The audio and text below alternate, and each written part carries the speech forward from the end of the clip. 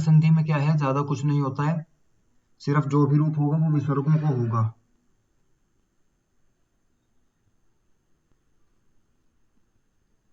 सबसे पहला सूत्र यहाँ पर कौन सा है, विसर्जनी अस्य सह।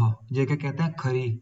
खरी का मतलब खर परे होने पर क्या कहेगा, विसर्गों को क्या करेगा, स करेगा खर प्रत्याहार परे होने पर।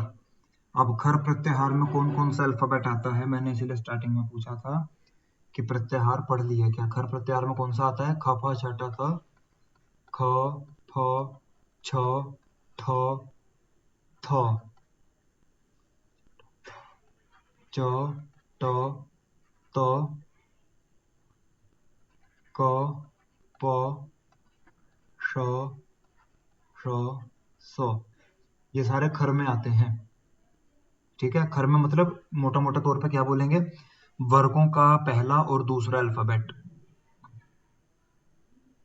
ठीक है, ये दूसरे हो गए, और च ट त क प ये पहले हो गए। इसके अलावा श श स ये उष्ण व्यंजन, ये सारे खर प्रत्याहार में होते हैं। अब ये क्या कहता है, विसर्गों के बाद अगर इनमें से कोई एक भी आए तो विसर्गों को स कर देना है। एग्जाम्पल पहला क्या है, विष्णुस्त्राता, विष्णुस्त्राता। अब जो त्र है वो उसका एक्चुअल फॉर्मेशन ये है, आधा त और पूरा र। ठीक है, स्थिति कैसे बनेगी, यहां पर विष्णु प्लस त्राता, खरवसानियो विसर्जनीय सह, ये सूत्र याद रखना।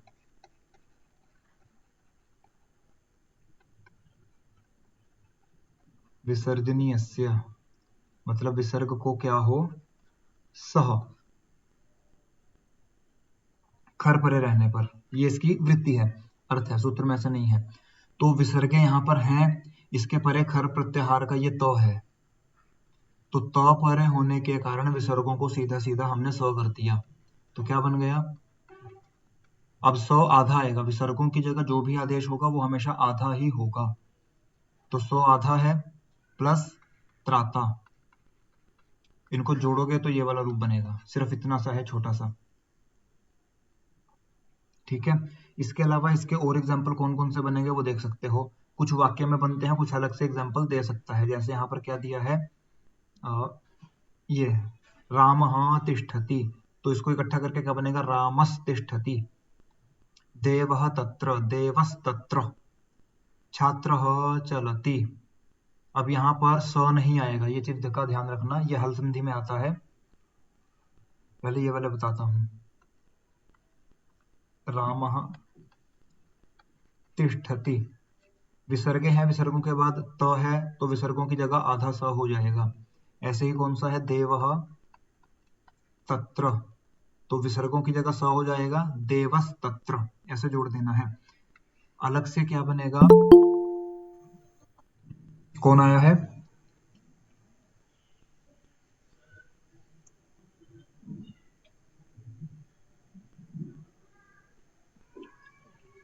ठीक है, कौन सा है ये, छात्रः चलति। अब च जो है वो खर में आता है, कहां पर आता है, ये रहा, च जो है वो खर में आता है, लेकिन च परे होने पर विसर्गों को स होता है, लेकिन यहाँ पर हल संधि में एक नियम आता है, वो क्या कहता है कि स के बाद अगर च है तो स को श कर दो, स को श कर दो, तो यहाँ पर रूप क्या बनेगा, छात्रश्चलति। इस चीज का ध्यान रखना।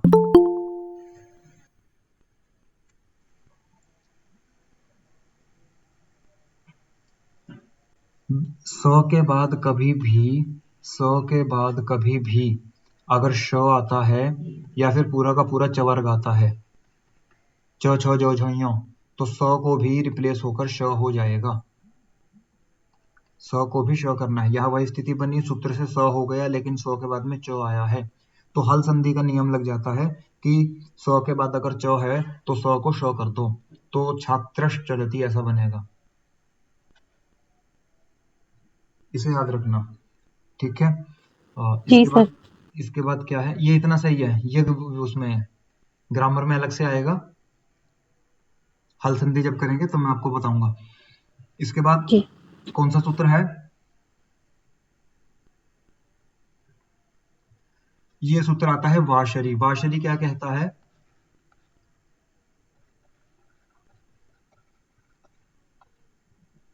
ऊपर वाला सूत्र कहता है खर परे होने पर विसर्गों को स कर देना है, खर परे होने पर विसर्गों को स कर देना है।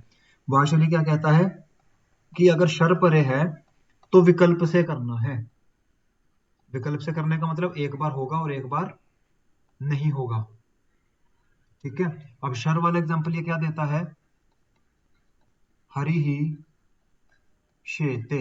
शर में कौन कौन से प्रत्यय आते हैं, श, श और स,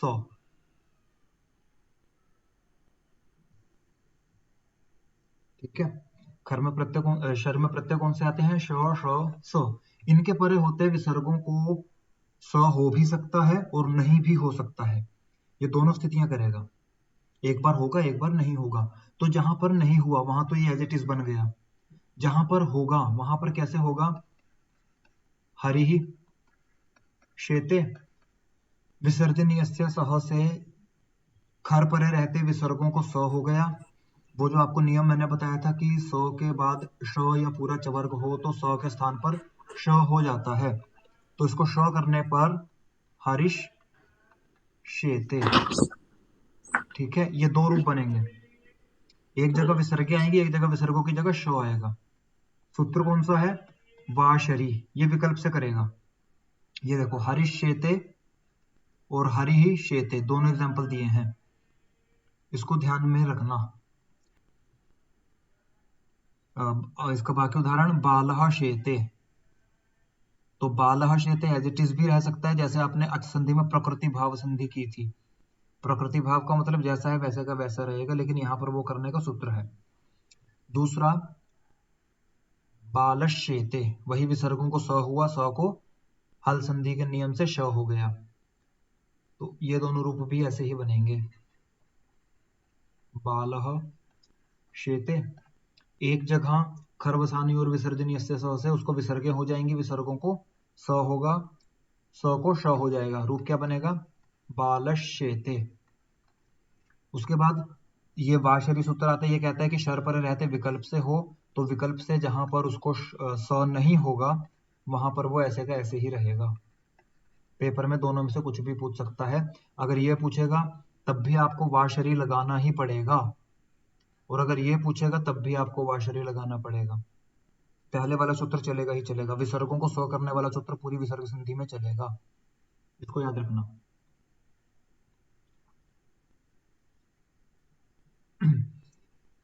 इसके बाद सूत्र क्या आता है, सफ जुशोरू। सफ जुशोरू क्या कहता है कि पदांत में जहां पर स पड़ा हुआ है उसको रू हो जाए,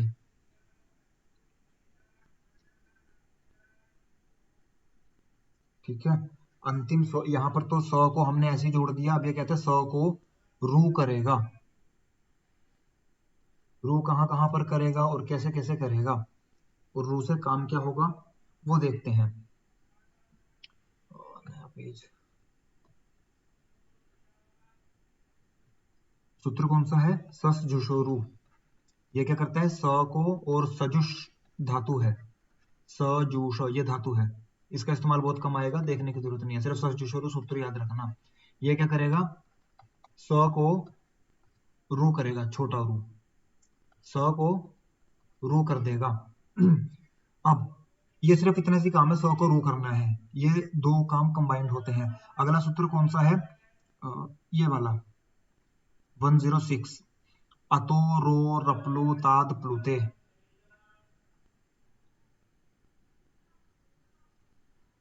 ये क्या बोलता है, अतो, अतो का मतलब छोटे अ से, अतो छोटे आ से परे, रो र को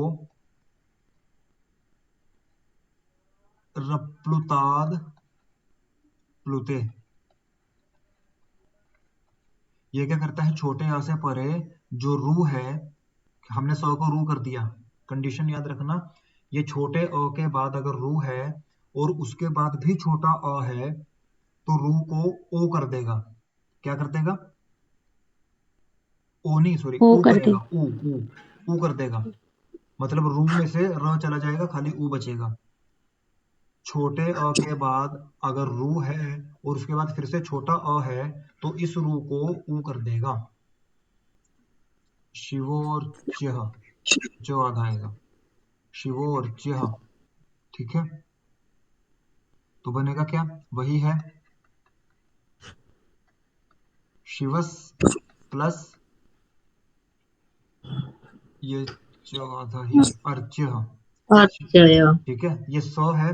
अब स को क्या है, ऊपर वाले सूत्र से सफ जुसोरू पदांत के सकार को, जो सकार अंत में है, अंत में है ये, तो इसको हम्म। हमने सफ जसो रू जो ऊपर लिखा हुआ है उस सूत्र से रू कर दिया। अब इस रू से पहले जो शिव का व है उसमें छोटा अ लगा हुआ है, और जो बाद में अर्च्य का अ है ये भी छोटा है, ये वाली कंडीशन अप्लाई होती है। तो अतो रो रपलू तात प्लुते, इस सूत्र से इस रू की जगह पर ऊ हो गया।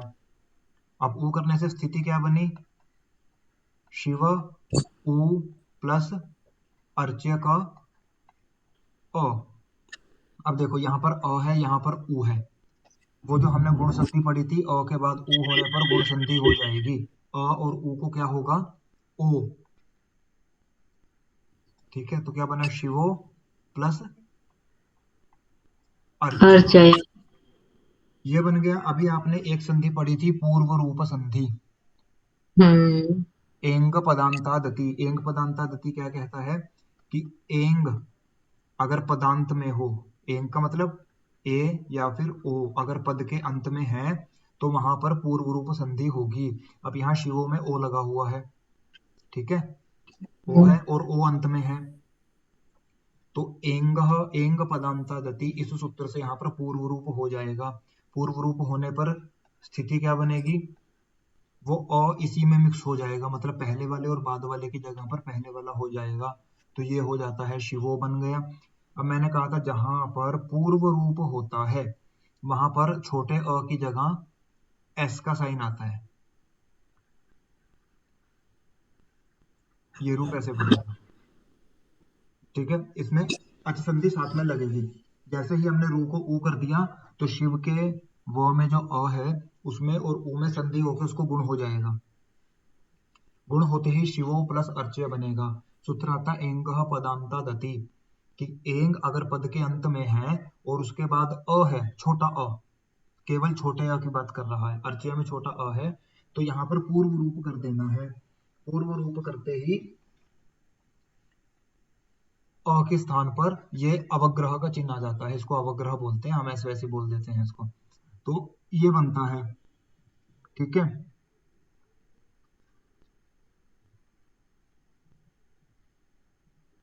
ये इतना ही है,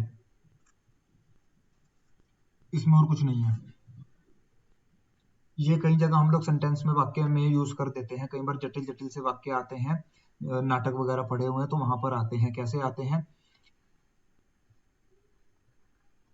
बालकः अयम, इसको दूसरे तरीके से बोलोगे अयम बालकः, यह बालक है, इसको ऐसे बोलेंगे बालकः अयम। इसको जो व्याकरण ठीक ठाक जानता है या जिसकी अच्छी प्रैक्टिस है वो इसको कैसे बोलेगा? बालकोयम। बालकोयम। ठीक है, मोस्टली जो हम्म, श्लोक लिखे जाते हैं वो इस फॉर्म में लिखे जाते हैं। ठीक है। हाँ, बालकस कुछ ऐसे बनेगा। हाँ, तो बालकस रूप बन जाएगा। हाँ। बालकस रूप का मतलब क्या है? जिससे स को विसर्ग हुआ है उसी सूत्र से विसर्ग को दोबारा स होता है। अच्छा। ठीक है, हम्म। ये उल्टा रिएक्शन होता है। तो वहीं पर बालकस प्लस अयम बन जाएगा। अब बालक में क्योंकि क में छोटा अ है, वहां से लेकर बाद में भी छोटा अ है, ये वाली स्थिति लगेगी। जहां पर आपको ये वाली स्थिति दिखे, क्या बोलना है? सफ जुशो रू, स को रू कर दो। स को जैसे ही हमने रू किया तो बालक रू प्लस आयम बनेगा। अब इस रू को दोबारा उसी कंडीशन से अतोरो रपलू तात प्लुते से ऊ कर दो। बालक में क है, संधि करने पर बनेगा बालको प्लस अयम, और एंगः पदांता गति से इन दोनों को गुण होकर इन दोनों को पूर्व रूप होकर क्या हो जाएगा, एस का साइन आ जाएगा, क्या बनेगा, अब रहेगा बालको चिन्ह ओ या। क्लियर है। Yes sir. ये विसर्ग संधि जी में आएगा। मैंने कल बोला था जहां पर ये एस का साइन आएगा वहां पर समझ लेना पूर्व रूप संधि है, लेकिन ये शब्द ध्यान में रखना। खरवसानी और विसर्जने से सूत्र का थोड़ा सा अर्थ बताओगे? खर वसानी और विसर्जनिया कहता है अवसान संज्ञा में पड़े हुए खर को विसर्ग हो जाती है। खर को विसर्ग हो जाती है, अवसान। विरामो अवसान, वर्णानाम अभावो अवसान संज्ञा से आदो, जहां वर्णों का अभाव हो जाता है वहां अवसान संज्ञा होती है। अभाव कहाँ होगा, सबसे अंतिम वाले के बाद अभाव होगा, तो सबसे अंतिम वाले को विसर्ग कर देते हैं। तो जब यहाँ पर सुबंत में बालक प्लस सु आता है, ऊ का लोप हो जाता है उपदेश या अनुनासिक इत से, तो बालक प्लस स बचता है, तो वहां पर खरवसानी और विसर्जनिया से स को विसर्ग होकर बालकः रूप बनता है। तो वो जब बालकः रूप बना दिया, उसी बालक को, उसी विसर्ग को दोबारा स करने का नियम है।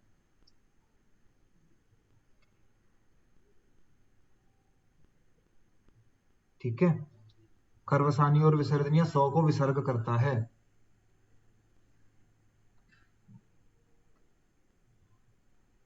अब इसके बाद अगला नियम क्या आता है, हशीच।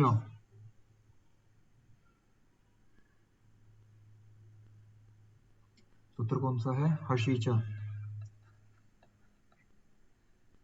इससे पहले वाला सूत्र जो पढ़ा था अतो रो रपलु तात प्लुते, वो क्या कहता है, वो कहता है कि अगर छोटे अ के बाद रू हो और उसके बाद फिर से अ हो तब इस रू को ऊ करना है। हशीजा कहता है सेम स्थिति में भी अगर बाद में हश प्रत्याहार है तब भी रू को ऊ कर दो। हश प्रत्याहार में कौन कौन से वर्ण आएंगे, हाया वर्ड के हा से लेकर जबगढ़ के श तक, यानी कि अंतःस्थ वर्ण हो गए, वर्णों के पंचम हो गए, चतुर्थ हो गए और तृतीय हो गए,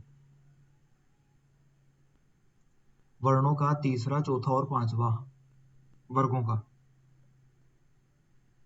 तो ये अगर परे है तब भी जो है रू को ऊ कर दो। एग्जाम्पल यहां पर क्या बनाया है इन्होंने,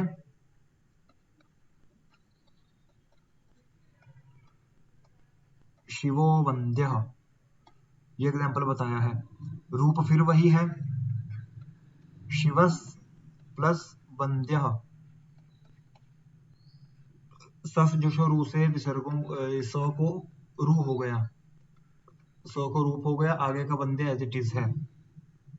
अब यहाँ पर हशी च सूत्र आएगा, वो पहले वाला नहीं आएगा अतोरो रपलू ताद प्लूते, वो नहीं आएगा, सिर्फ हशी च सूत्र आएगा। हशी च सूत्र से हश प्रत्याहार का व परे रहने पर रू के स्थान पर ऊ करने पर, तो सूत्र क्या बना, शिव ऊ वंद्य। ये माइक, अच्छा मैं करती हूँ। तो शिव ऊ वंद्य, फिर वही इसमें अ है यहाँ पर ऊ है, दोनों को गुण हो जाएगा आद गुणा से, तो शिवो वंद्य। ये हर्ष प्रत्यय वाला याद रखना। इसके अलावा अन्य एग्जाम्पल इसका कौन सा बनेगा, रामो धावती, देवो वदति। हर्ष प्रत्याहार में सूत्र वो वर्ण कौन कौन से आएंगे एक बार देख लो, फिर ध्यान में रहेगा। मैंने क्या बोला, अंतस्थ आएगा ह य व, कौन कौन सा आता है, र भी आएगा, र भी आएगा, ये क्रम आगे पीछे हो गया देख लेना। उसके बाद कौन कौन सा आएगा, हयावरट लण इयमंगणनम य म ङ न ण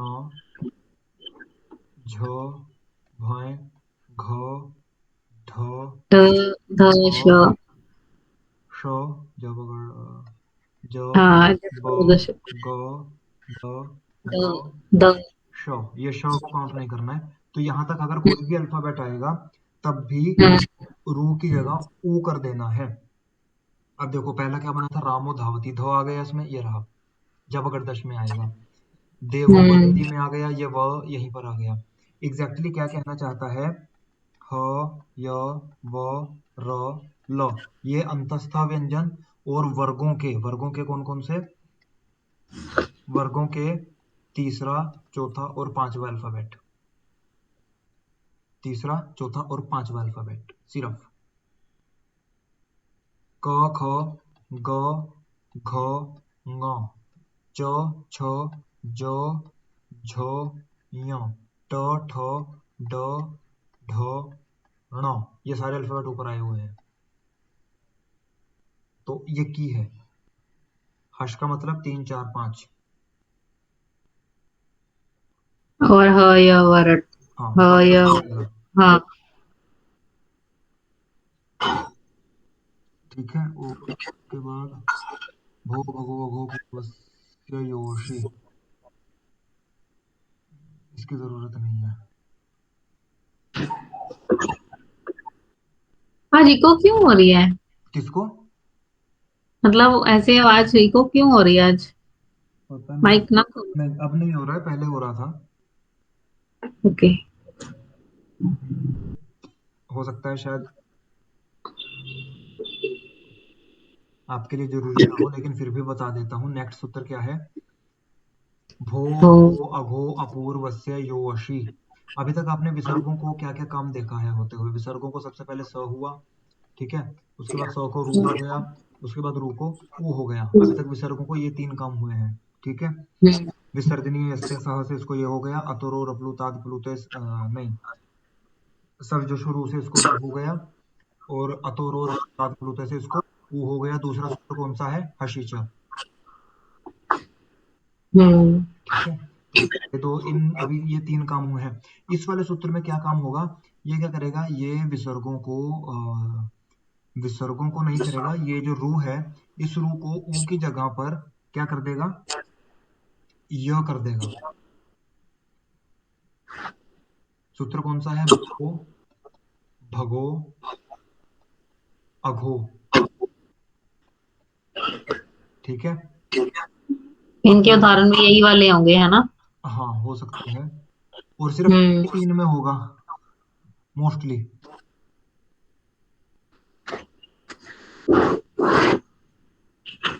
क्या कहता है, ध्यान से देखना। सूत्र में देखो, यो अशी, अशी का मतलब जहां पर सूत्र में सप्तमी विभक्ति आ जाती है, उसका मतलब है उसके परे रहते। इको यण अची, मतलब अच के परे रहते। यहाँ पर क्या आया है, योशी, अशी मतलब अश प्रत्याहार के परे रहते। अश प्रत्याहार, अश प्रत्याहार कहाँ तक आएगा, आई उण के अ से लेकर जब गढ़ के श तक आएगा। मतलब वर्गों का सारे स्वर आ जाएंगे इसमें, ह य वो आ जाएगा इसमें, पूरा वर्गों का तीसरा, चौथा और पांचवा वर्ण आ जाएगा। ठीक है, संस्कृत में अगर अपनी मर्जी से बिंदी भी लगानी है तो उसके भी सूत्र हैं। अच्छा। हाँ, आप बिंदी भी नहीं लगा सकते कि हाँ मैंने इससे ऐसे बिंदी लगा दी कि संधि में न की बिंदी लगा दो, आधा ना लिखने से क्या फर्क पड़ेगा। उसका नियम है, कहाँ बिंदी लगेगी, कहाँ ना लिखना है। हाँ, वो तो है संधि कार्य व्यंजन में ही तो है, परसों है ना? ठीक है। ये आप किस में लिख रहे हो? वर्ड की फाइल है या ये नोट पैड है ये? नोट पैड है। तो इसमें पेजेस, तो सिंपल वर्ड की फाइल में नहीं लिख सकते थे हम? नहीं, ये मैं हैंड राइटिंग यूज कर रहा हूँ ना, वर्ड में हैंड राइटिंग नहीं होती है। अच्छा, तो इस पे चल जाता है हाँ, नोट पैड? चलो मैं भी देखूंगी। और पेजेस फिर ऐड होते ये रहते हैं। सेव भी हो जाते हैं ना? हम्म। चलो देखूंगी मैं भी। अच्छा लग रहा है। बस मुख्य मुख्य करा दो। हाँ, हाँ, और मुख्य मुख्य करते हैं। सूत्र क्या है,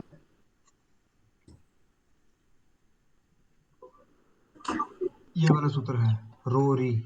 ये ठीक है, सूत्र ऐसे इसे याद भी हो जाएगा।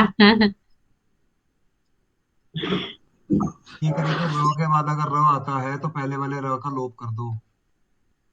हम्म। ठीक है, रूप क्या है, पुनः रमते। वैसे यूज शब्द कौन सा है? पुनः। पुनः का मतलब बार बार, पुनः पुनः। तो पुनः रमते, विसर्गों का र हो गया पुनर्रमते। सूत्र आता है रोरी। रोरी सूत्र कहता है र के बाद अगर र है तो पहले वाले र का लोप कर दो, सीधा सीधा लोप कर देंगे पुनः रमते। ये पेपर में ऐसे ही आएगा, बस एक ही सूत्र लगेगा, बाकी पहले रोरी। वाले तो लगेंगे। विसर्गों को सौ कैसे किया, ये विसर्जन यस्य सह से विसर्ग कर दिया। उसके बाद उस ट का रो कैसे किया, अतो रो रपलु ताद प्लुते नहीं, नहीं, सब सदस्य रो जशु रू से। से, सब जशु रू से उसको रू र कर दिया। वैसे रू होता है, और इसके साथ में लिखना है अनुबंध लोप। ठीक है, रू में से हमने ऊ कैसे निकाला वो अलग नियम है, तो वो नियम हम लिखते नहीं है, हम उसकी जगह लिखते हैं रू करके अनुबंध लोप करने पर पुनर्रमते ऐसा बनेगा। उसके बाद रोरी सूत्र से र का लोप कर दिया, तो ये स्थिति सिद्ध होती है। रू के ऊ का लोप अनुबंध लोप से किया है। हाँ, अनुबंध लोप का मतलब यहाँ पर सूत्र आता है उपदेश या अनुनासिक।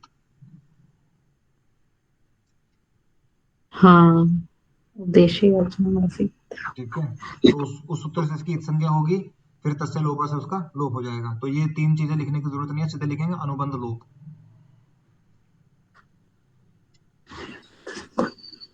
क्लियर है? जी। Yes sir. सर वो मैं पूछ रही थी, ये जो रोरी के नीचे लिखा है रेपस्य रेफे परे लोपः, ये भी लिखना है पेपर में? देखो, नहीं आप, हाँ, अगर ये डेफिनेट अगर को याद हो हाँ। जाए तो ज्यादा बेटर है, क्योंकि आपके पास सूत्र की वो व्याख्या पूछी जाएगी। हाँ जी। ठीक है, सूत्र की व्याख्या पूछी जाएगी और 5 नंबर की पूछी जाएगी उदाहरण के साथ। जी। तो ये जो है ये इसकी वृत्ति है, वृत्ति मतलब इसका मीनिंग है।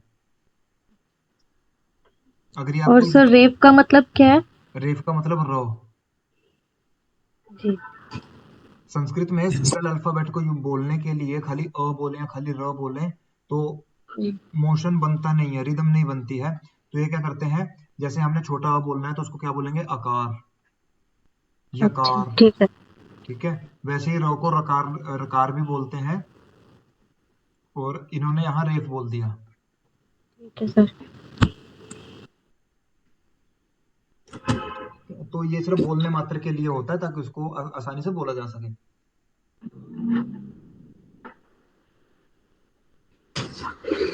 ये नीचे इसकी हिंदी लिखी हुई है, पेपर में सीधा ऐसे भी लिख सकते हो, रेफ परे रहते रेफ का लोप हो, मतलब र परे रहते र का लोप हो जाएगा। हाँ, ये सिंपल जो हम बीए में कराते हैं ना, बड़े सारे एग्जांपल है, नीरज, नीरव, अंतरराष्ट्रीय, हाँ। बहुत से एग्जांपल है। हम्म।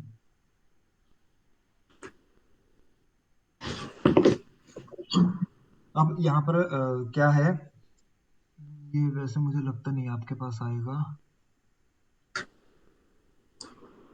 ये इधर लोपे वाला रहने दो, ये लीड बनेगा इसका उदाहरण। नहीं, इसका एग्जांपल हाँ ऐसा ही है। ना बस ठीक है। ये, हम्म। ये क्या करता है, ये दीर्घ कर देता है। हाँ छोड़ नहीं, दो, ये वाला रहने हाँ दो, छोड़ दो, जब इम्पोर्टेंट लगेगा कुछ तब करेंगे इसको। मेरे ख्याल से होगी अब संधि विसर्ग संधि तो। हाँ, इसके बाद एक अब बार आपके बस पास मोटा नहीं मोटा आएगा। बता दो। हाँ, कि हमने जो मुख्य मुख्य सूत्र कौन से किए, भो भगो भगोस वाला भी रहने दो। वो भी रहने दो, ठीक है। हाँ, तो अभी हमारे पास टोटल कितने हुए, सत्व रुत्व उत्व, है ना, 3 संधि हुई मेन। हाँ, एक बार उनको अगले पेज पे करके बता दो कौन कौन से उसमें मुख्य सूत्र कैसे याद रखने हैं। देखो यहाँ पर एक जो है मेन वाला रूप बता देता हूँ, हो सकता है पेपर में पूछ ले। मनोरथ। सबसे हम्म। इंपॉर्टेंट रूप है और सबसे टेढ़ा रूप है। हम्म। ठीक है, तो सिर्फ इसको देखते हैं, बाकी ये फिनिश है। मनोरथ कैसे बनेगा, सिर्फ रूप सिद्धि करूंगा, सूत्र साथ के साथ बताता रहूंगा कैसे कैसे हो गया। ठीक है। तो बेसिकली शब्द है मनस, मनस शब्द है। हम्म। ठीक है, जिसके रूप बनते हैं शब्द रूप, वो भी मनः, मनसो मनांसी ऐसा बनता है। तो हम्म। मनस शब्द है। अब स को हमने सफ जशो रू से रू कर दिया, रू का अनुबंध लोप करने पर क्या स्थिति बन गई, मनर प्लस रथा। ठीक है।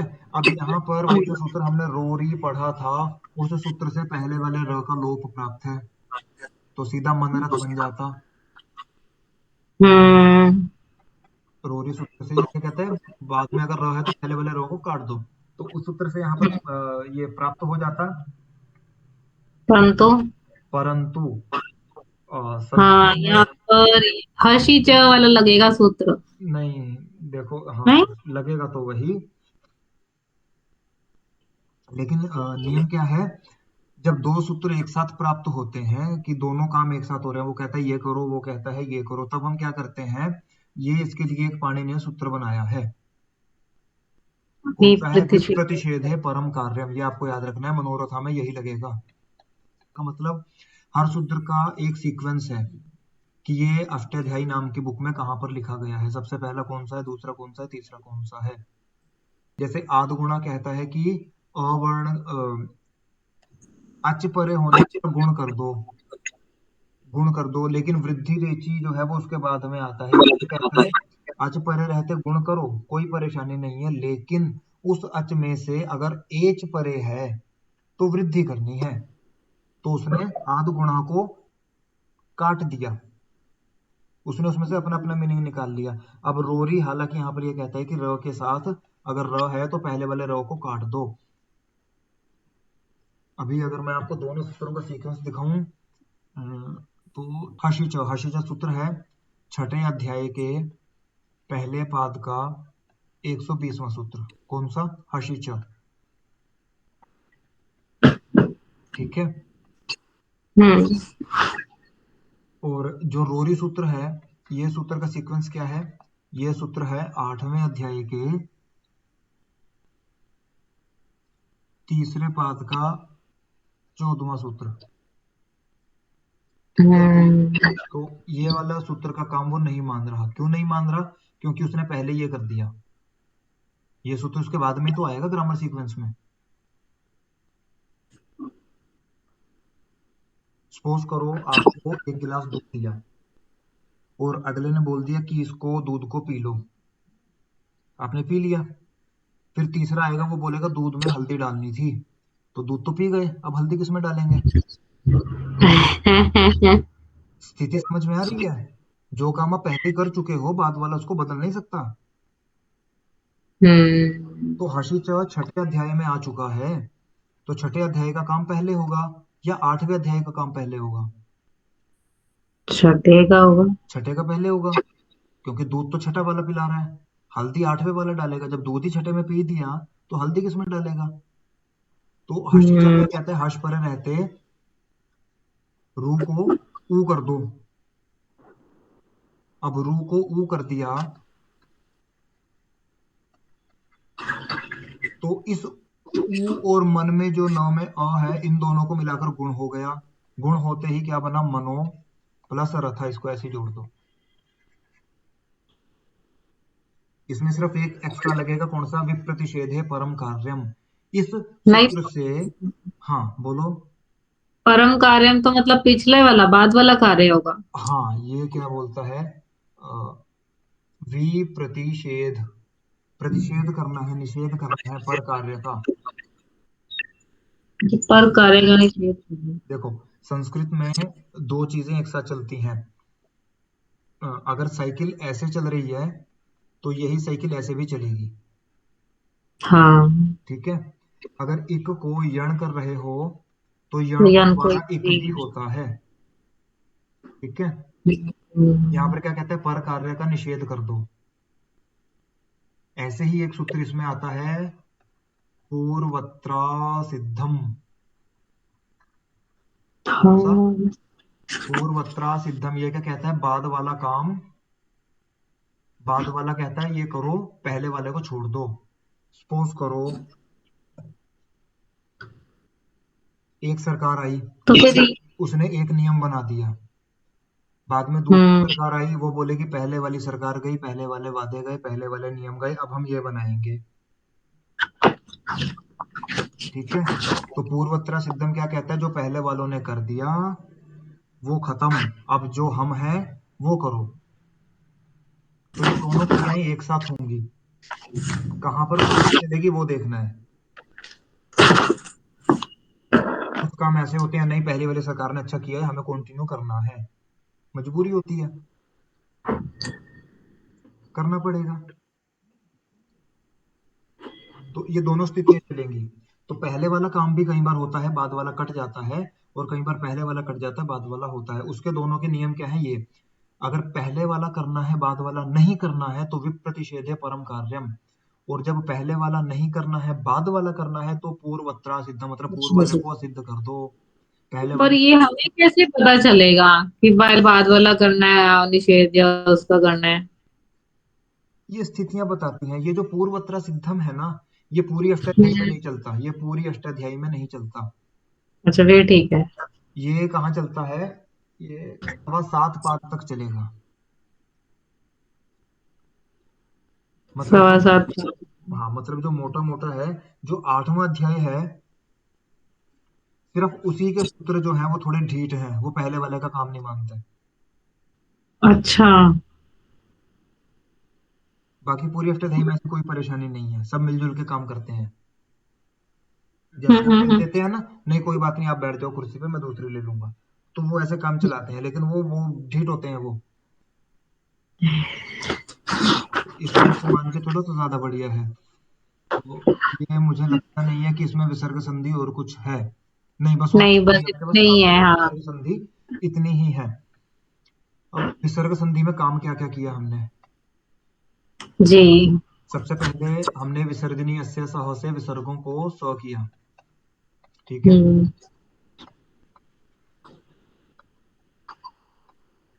विसर्जनीय अस्य, यहाँ विसर्ग नहीं आएंगे, विसर्जनीय अस्य सह से विसर्गों को स कर दिया। उसके बाद हमारे पास उत्तर आता है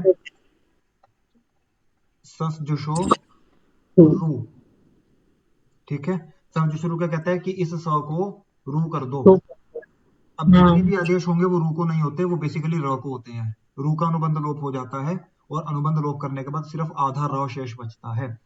उसके बाद सूत्र आता है अतो रो रपलो ताद प्लुते, होते।